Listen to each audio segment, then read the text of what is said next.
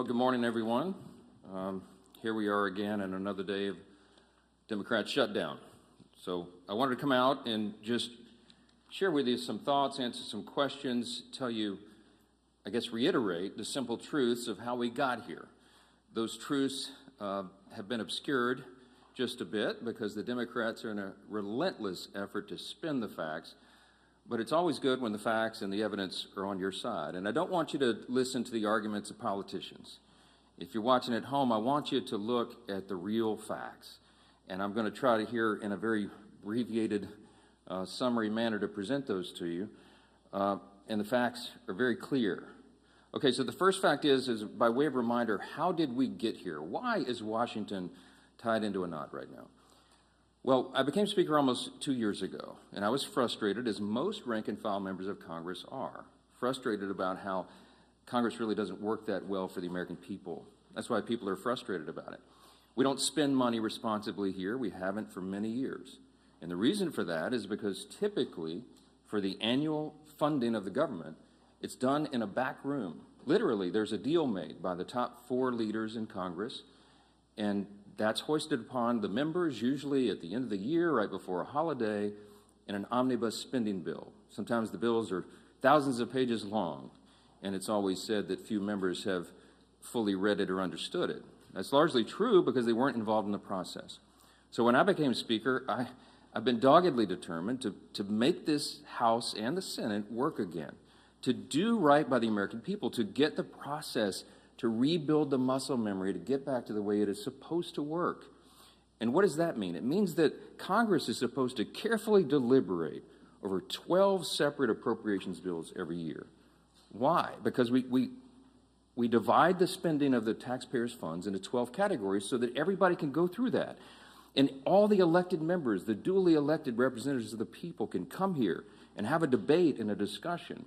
We do that through the Appropriations Committee, they're the specialists on it, the members of the House and Senate who work on it around the clock, 365, every day of the year.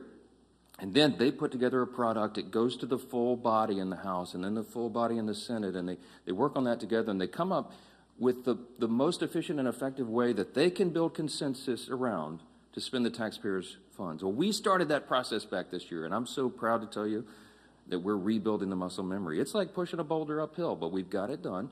And we worked 12 separate appropriations bills through the House Appropriations Committee. I mean, they worked hard in a bipartisan fashion, Republicans and Democrats.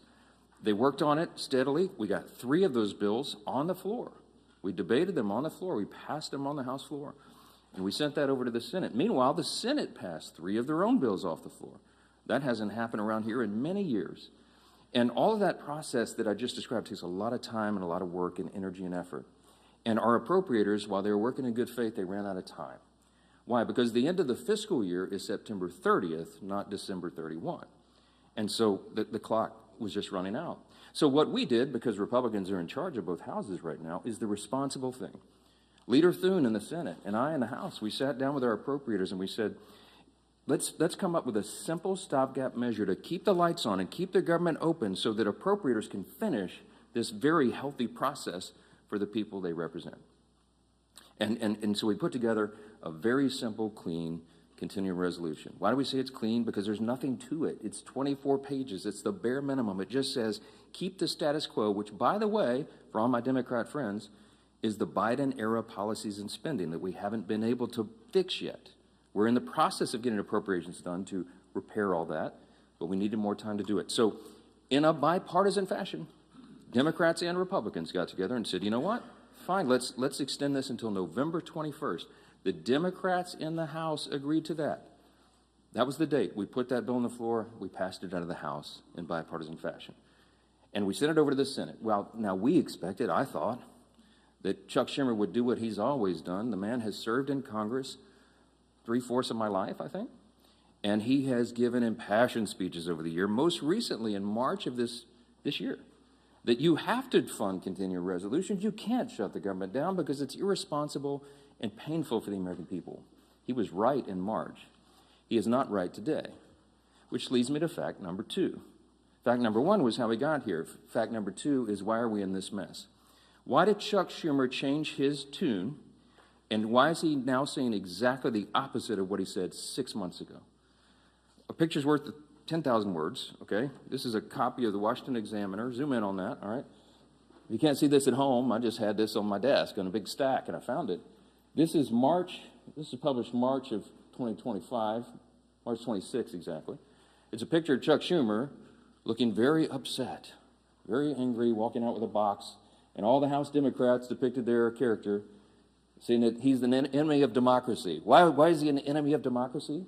Because the far left base in the Democrat Party has turned on Chuck Schumer because he did the responsible thing, get the lights on. Why? Because they want him to show a fight against President Trump.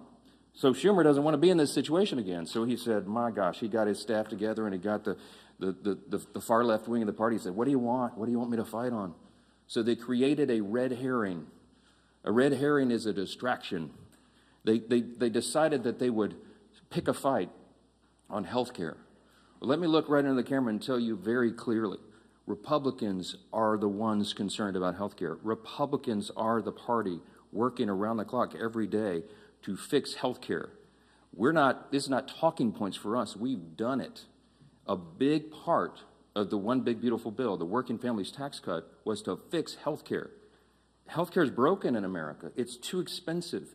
The quality of care needs to rise. We need more access for more people, and we have lots of ideas to do that. But that issue is for debate in the next 3 months. It always was. We have members working on that. The tax credit, the subsidy you've heard about that expires December 31st, there's a lot of thoughtful debate and discussion that has already been going on about that and will go on about that. But that's a December 31 issue. So Chuck Schumer is scrambling. He has to have an issue. None of their policies are very popular, so they decided to lob onto health care. And he decided to claim to all of you that is the issue with government funding. It is not. Those are two totally separate things. The clean continuing resolution would simply keep the lights on so that the members in the House and Senate can have those debates on health care. We were always planning, and we have lots of ideas on the table on how to fix it, but we don't yet have consensus on it because it's very complicated. We have time to do it. The month of October is a critically important time for us to get the House and Senate working on that very issue. But they're delaying it because they needed a red herring. So in his desperation, we get to fact number 3. In his desperation, they decided to create the red herring. They decided to claim that this is all about health care, which the September funding issue never was. That's a December policy issue. He tried to create it as a September funding issue. And in his desperation, they hastily filed an outrageous counter proposal. It is a wild wish list of big government liberal nonsense that we can't do. Their priorities that they crammed into this. Now remember, a simple 7-week stopgap funding measure, the CR, that we passed out of the House in bipartisan fashion was sent over. And Chuck Schumer filed a counter proposal. Now this is his words, not mine. These are not Republican talking points. These are the facts. 2 exhibits real quick, because I've shown you before. This is page 57, an excerpt of his bill, section 2141, where you see that right there that they want to repeal the health subtitle of the Big Beautiful Bill. The One Big Beautiful Bill, the Republicans got signed into law July 4th. The Working Families Tax Cut, we're so proud of that because it has so many amazing things for all the American people, a marquee piece of legislation. But among the most important were the reforms that we did to health care. Why? Because Medicaid, for example, is broken. Medicaid doesn't work well. It's underfunded, and it was full of fraud, waste, and abuse. And we took our opportunity to fix that, and we did. So what did we do? We went into Medicaid, and we said, we got to stop the waste and abuse. We got to make sure that illegal aliens are not on Medicaid. Medicaid is intended for U.S. citizens only, not illegals who break our law and come over the border. And we've got to make sure that young, able-bodied men who do not have dependents are working and not riding the wagon. Work is good for individuals. It's good for the communities they live in. It's good for their own well-being and for the people around them. And so we said, don't sit on your couch and play video games. By the way, also not a talking point. It was an AEI study, I think one of the organizations that polled this, and most of these young men who are not working are sitting around literally playing video games. Get back to work. So we put that in the law. And the big thing was making sure that an estimated 1.4 million illegal aliens are no longer riding that wagon either. Why? Because Medicaid had to be strengthened. Medicaid is intended for the elderly, the disabled, and young pregnant women, as I use an example, who are in difficult situations. They need the resources desperately, but the resources are being drained by people who were never intended to be there. And so Republicans got busy and fixed it. We put it in the big, beautiful bill. So, back to fact number 3, I guess I'm still on. Chuck Schumer files a counterproposal and says, we want to reverse all that. Well, among the effects, among the things that he would reverse is putting illegal aliens back on the program. Don't take my word for it. Look at the evidence. Over here at Exhibit B. This is the list of the actual provisions that would be reversed if Chuck Schumer's language was voted on and passed. Among those, it would end. See, these are the provisions, the Working Families Tax Cut Act. These are the provisions of our bill that did each of these things. We ended Medicaid funding for most non-citizens. They would reverse that, and it would cost American taxpayers, hardworking Americans, an estimated $6.2 billion. And you see, you just go down the list. The California loophole. You know what they did in California? Gavin Newsom and the team out in California?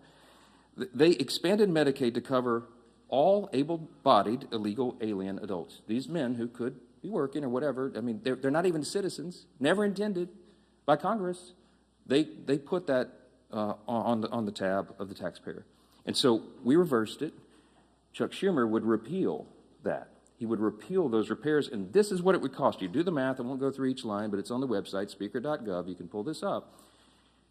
It amounts to $192 billion, $192.8 billion. So almost $200 billion that Chuck Schumer wants to put back in. Also, by the way, while he's repealing our health subtitle, he would also repeal the $50 billion that Republicans put into the bill to support our rural hospitals around the country. Why would Chuck Schumer do that? Because he's desperate for political cover. Let me keep going on this. By the way, these are enhanced COVID-era spending under Joe Biden for all this healthcare stuff. It was stolen, fraud, waste, and abuse, rife throughout the programs, and we fixed it, and they want to reverse that. By the way, this has always been what the Democrats wanted to do. You all remember, I know, the 2020 presidential election. We've all seen the video over the last week or so, where they asked every single candidate for the Democrat nomination on the stage running for president, is it your intention to give health care to illegal aliens who come into the country? Every single one of them raised their hands, including Joe Biden and Kamala Harris, and that explains a lot of this. All right. That's the facts. And I went on all the shows. I've been on all the programs, as many as I can, to just lay this out. And on some of these programs have been followed by Chuck Schumer or Hakeem Jeffries back and forth. Not one time have they been able to refute what they themselves put in writing. I hope that you will ask them about this. I hope that you will ask them, if it is indeed not your intention, why did you say that? Why did you do that? This is a key part of what they put into their counterproposal, which, by the way, amounts to $1.5 trillion in new spending that they want to strap onto a 7-week, simple, 24-page stopgap measure to keep the lights on so we can do our work. Fact number 5, don't ask me, because here's the answer. Why aren't you negotiating? There's nothing for us to negotiate. The House has done its job. The House Republicans right now are working hard in their districts all around the country. They're meeting their constituents' needs. They're going and explaining and providing the answers, and they're trying to help them navigate through this madness. Some of our Republican colleagues, we had a big conference call on Saturday. Many of them are working throughout. They're making trips to all their rural hospitals in their district to help them navigate and access this fund that Chuck Schumer is trying to take away. Republicans are on the job. We want to improve health care. We have ideas and plans to do that, to fix the COVID level madness and adjust Obamacare so that it works for more people, so you have higher access to care and the costs are reduced.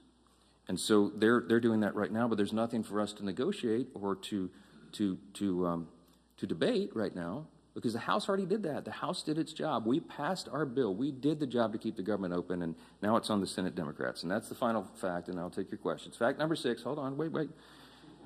It's just a tease.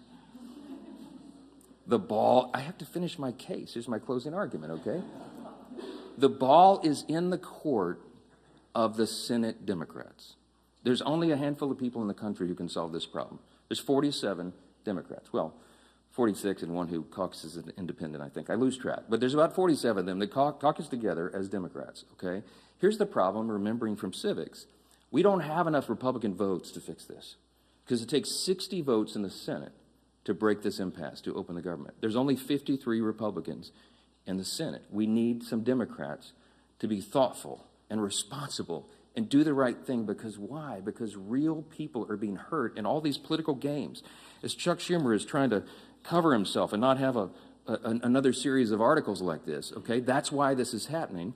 There's a trend in New York that Chuck Schumer represents of electing Marxists. They're about to elect an actual Marxist as the mayor of New York City, the once cradle of capitalism, the largest city in America. It's stunning. And I think it's stunning to Chuck Schumer, too, because while he's a far-left politician, he's not nearly as far-left as these guys, as they want him to be.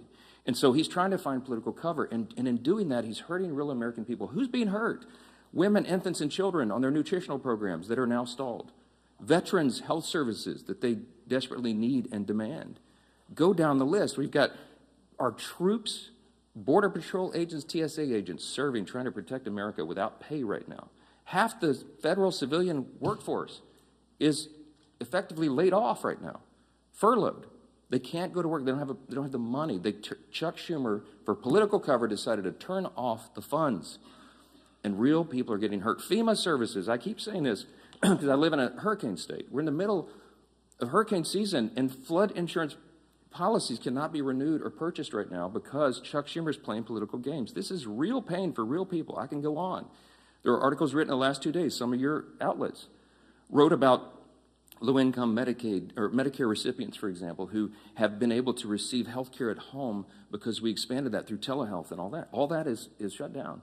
You have people with autoimmune deficiencies who are also disabled. They cannot go visit the doctor's office. So thankfully, mercifully, they've been able to be treated at home. But all that just stopped. So people are canceling their health appointments with their physicians. That is vitally important for them to stay alive, because Democrats over here are playing games. We have one plea and one plea alone. We need a handful of Democrats to stop the madness, reopen the government, so that we can get to these critical debates about the year-end policy decisions with regard to the further reforms to health care. Plain and simple, that's where we are. That's the facts, and everybody can draw their own conclusions. Don't listen to the words of politicians. Look at the actual evidence and the facts, and I think the case is very clear. Yes, sir, because you're standing up. Go ahead. Jeffries just challenged you to a debate on the House floor today. Do you see yourself debating him, or would you? When the poll says that about 13% of the people approve of your messaging, then you make desperate pleas for attention, and that's what Hakeem Jeffries has done. Look, my friend Hakeem had his shot. We debated all this on the House floor, as you know, before we passed our bill. He spoke for 7 or 8 minutes. He had all of his colleagues lined up. They gave it their best shot, and they argued, and they stomped their feet and screamed at us and all that. And still, we passed the bill in bipartisan fashion and sent it over to the Senate. The House has done its job. I'm not going to let Hakeem try to pretend for these theatrics. I mean, this is a Chuck Schumer decision. The ball is in the Senate's court now. The House has done this. We don't need to waste time on that nonsense. Those debates have been had. Hakeem is a friend and a colleague. I respect him, but we all know what he's trying to do there. Yes, sir. I'm anxious to get my folks back. Look, I want to bring the House back into session and get back to work, but we can't do it till they turn the lights back on. We need Chuck Schumer to reopen the government, and as soon as he does that, we'll bring everybody back here. Yes, back row. Yes, sir. Why not call the House back into session? Because with respect to what you said at the start about the importance of passing funding bills, there are still 9 funding bills to pass in the House. Yeah, well, we've passed them through the House committee. They're out of committee, and we'll get them on the floor. And the appropriators have been working, and they are working as we speak, on trying to figure out which packages of bills we can move to the floor next. And there's some really good discussion that's been had. I myself have spoken to Democrat appropriators on the other side about these things and our commitments to move that and do it. I'll tell you, this is not some sort of confidential thing. I had I think a fruitful discussion with Senator Patty Murray about 2 days ago, a day or so ago.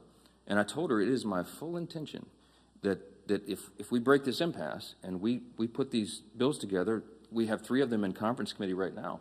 Whatever the conference committee comes up with, I will put on the floor. I'm ready to go. But we've got to open government up so that they can move to that next level, so that conference committee can get that work done. That is small d democracy at its best. You get R's and D's, everybody in the room, and they hash it out, and whatever that final product is, we will move through the process. So we need to reopen government to do that. Yes, sir. Mr. Speaker, I know your intention is that the subsidies don't end until the end of this calendar year. Do you disagree with the Democrats' position that these insurance companies are setting their premium rates now, and that people are going to have to make open enrollment decisions in the very near future? Yeah, Yeah, they've been saying that some of the insurance companies will be sending out notices in early November.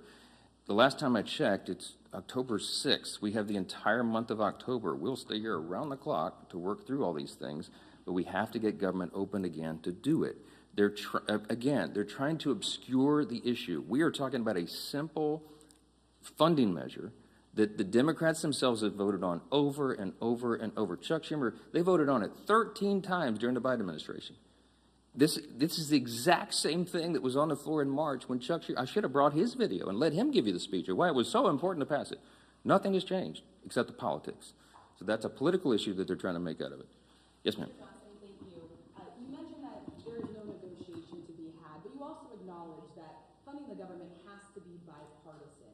So is the only way out of this for Democrats to completely drop their demands? Is there anything that Republicans are willing to give? And have there been any conversations? It doesn't even seem like the two sides are talking. I'm so glad you asked the question. Why aren't you dropping all of your demands so that it makes it more palatable for Democrats to join you? I didn't put any on the CR. Leader Thune and I have tried to explain this a few times. There's nothing for us to negotiate. I cannot go to the CR and go, you know what, Democrats, you're right. Let me take out these 3 Republican priorities.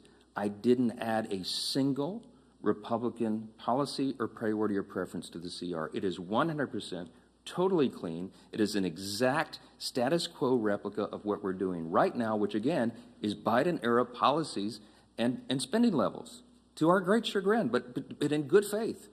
I presented that because I didn't want to play games. We are responsible. We're not going to shut the government down for people who desperately need these services and all these things that I've said are stalled.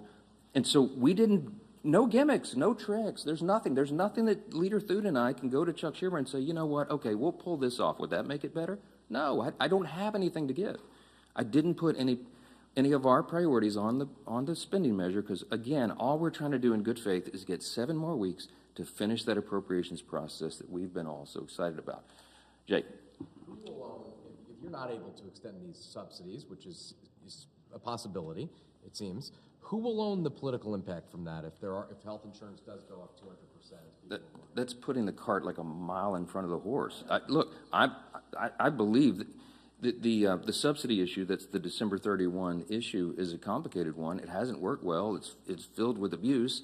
We have a lot of ideas on how to improve upon that if indeed it goes forward. And I mentioned yesterday, there's 535 members when you count House and Senate, and there's probably 400 different ideas on how to fix that. But we need the next couple of weeks to have those vigorous, deliberate debates, which is how the process is supposed to work. So I'm not going to forecast how that comes out, and neither could any of you, because those debates haven't been held yet.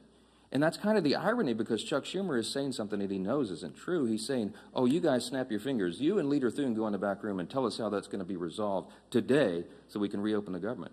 That's impossible for me to do. I have to have the input of all of our members so that they can figure that out. So that's part of the process. Last one. Yeah.